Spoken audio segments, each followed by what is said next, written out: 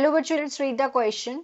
Ideas of national unity in early 19th century Europe were closely allied to the ideology of liberalism. What did it mean for the middle class in France? Explain. बोला गया है कि जो idea था national unity का early 19th century में Europe में ये क्लोजली अलाइन था किसकी तरफ? आइडियोलॉजी ऑफ लिबरलिज्म की तरफ। तो इसका क्या मतलब था? मिडिल क्लास थे फ्रांस में उनके लिए इसका क्या मतलब था? What does it mean? इसको हमें एक्सप्लेन करना है। तो सबसे पहले हम यहाँ पे लिबरलिज्म का मतलब समझते हैं। Liberalism in the early 19th century stood for freedom for the individual and equality to all before law the new middle classes.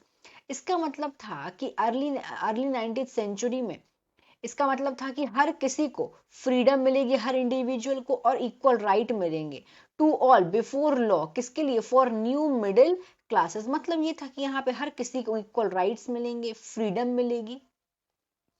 अब इसके हम इंपॉर्टेंट पॉइंट्स देखें। Important points R S follow. तो मिडिल क्लास को क्या क्या यहाँ पे इसका मतलब था? It means freedom of equality before rights. इसका मतलब था कि यहाँ पे फ्रीडम मिलेगी इक्वालिटी से, बिफोर लॉ। मतलब यहाँ पे हर किसी को इक्वल फ्रीडम मिलेगी, इससे कोई मैटर नहीं था किसकी क्या क्लास है। It included end of aristocracy and clerical privileges. इसका मतलब था कि यहाँ पे खत्म हो रहा था एरिस्टोक्रेसी और क्लरिकल प्रिविलेजेस। एरिस्टोक्रेसी मतलब क्या होता है? ये गवर्नमेंट का फॉर्म है जहां पे जो स्मॉल ग्रुप्स होते हैं, where are small groups of elite rules. Elite मतलब होता है एक सोशल ग्रुप जो से माना जाता है टू बी द बेस्ट और मोस्ट इंपॉर्टेंट। क्यों माना जाता है? Because of its power, money, intelligence etcetera.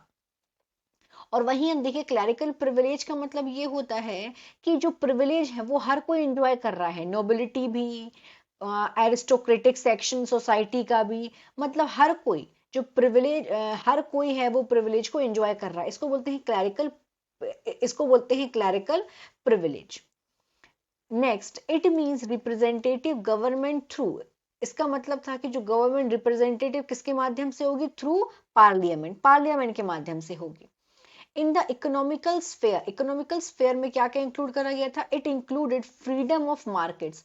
यहाँ पे मार्केट की फ्रीडम को इंक्लूड किया गया था। End of restriction on goods, और खत्म किया गया था रिस्ट्रिक्शंस गुड्स पे।